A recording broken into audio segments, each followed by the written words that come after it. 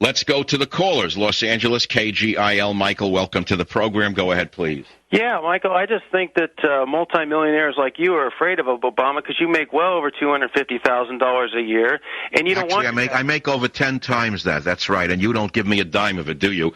In fact, the amount of taxes I pay for losers like you. Well, losers like. And if it wasn't for winners like me, losers like you would be licking garbage in the gutter. And, so don't sit here and tell me I'm taking it from you. Yeah, and Obama. Did you put any money in my pocket? Keep abortion legal. Did you put any money in my pocket? Did you put money in my pocket? I listen to your show and I get. You don't put anything in my pocket. It's losers like you who want a government to give you something. But where do you think it comes from? It comes from hardworking people like me, not from losers like you. That's all. Go whine in the streets. Go whine in the streets and leave me alone. 1-800-449-8255. MichaelSavage.com. New York City, WOR. Dan, go ahead, please. Michael, I think Obama's doing a magnificent job. I don't understand. How good has he done with North Korea? What has he done with North Korea? North Korea has developed their nuclear weapons to the point where they're now threatening America. That's your idea of a good job? North Korea developed its nuclear weapons during the Bush administration. Well, wait a minute. Don't keep blaming Bush. Bush is gone. Obama's president for almost 6 months now. Stop with George Bush. Don't pass the buck. Obama had the chance to stop him from launching his last rockets. Why didn't he order the military to do it? Number two, Iran. Why is he doing nothing with Iran, saying he has nothing to say about the mullahs of Iran? Not even a statement in favor of the pro-democracy movement? I'm happy to. Well, he's doing a nuanced job of maintaining our posture and maintaining our interests.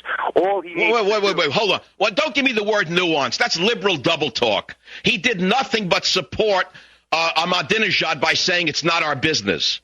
That is not true. What he did was, no, that is not true. What he said was he supported the will of the Iranian people. He had deep concerns about the legitimacy of the election, but what he wasn't going to do was meddle in Iranian politics. What he didn't. Oh, he wasn't going to meddle. Then why is he meddling in Israeli politics? Because Israel is part of our is an ally, and we're involved with Israel. Wait, you mean so we're allowed to meddle with allies, but not meddle with dictatorships? I'm not choosing the word meddle. You are. You just used the word meddle. You used it, not me. But in the case of Iranian... You used it, not me. So in other words, if Franklin Delano Roosevelt didn't meddle with Germany, what would have happened? Excuse me, meddling... Why did Franklin Delano Roosevelt meddle with the dictatorship of Germany? Explain that to me. Excuse me. You're an expert on words, Michael. Meddling is uninvited interference. Stop using rhetoric with me. Don't try to trap me in the same kind of arguments that you used your entire life and destroyed your family with. Let's go back to Franklin Delano Roosevelt. Had he not stood up to Hitler, what would have happened to the world? You'd be a lampshade. My life story, you know. You'd be a lampshade. And that's because Franklin Delano Roosevelt meddled with Germany. What are you talking about, meddle with Germany? He had a Lend-Lease agreement with Great Britain, and he was an ally of Britain, and they declared... That's correct. So why is it that Obama's not an ally of the democracy movement in Iran? This is meddling in Iran would be... You can't answer the question, can you? You think you're still in your muffler shop that you sold 5 years ago. But you're no longer in your muffler shop selling shoddy merchandise from China. You can't sell your shoddy merchandise on this show. Obama's a complete failure, and he is a neo-Marxist trying to impose a neo-Marxist agenda on this country. You know it, and I know it. And every brilliant person who knows what's going on knows that. So don't sit here double-talking me. Well, I didn't own a muffler shop. It doesn't mean anything, but I also have a Ph.D.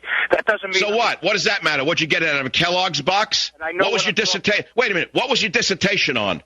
And what Lend-Lease means. What was your dissertation on, since you have a Ph.D.? No evidence. You represent no... Hold it. Stop, or I'm hanging up on you. You just said you have a Ph.D. What is it in? What university is it from? And what was your dissertation about? University. What did you just say? University. Well, why would I don't need to prove my credentials. You just said you have a Ph.D.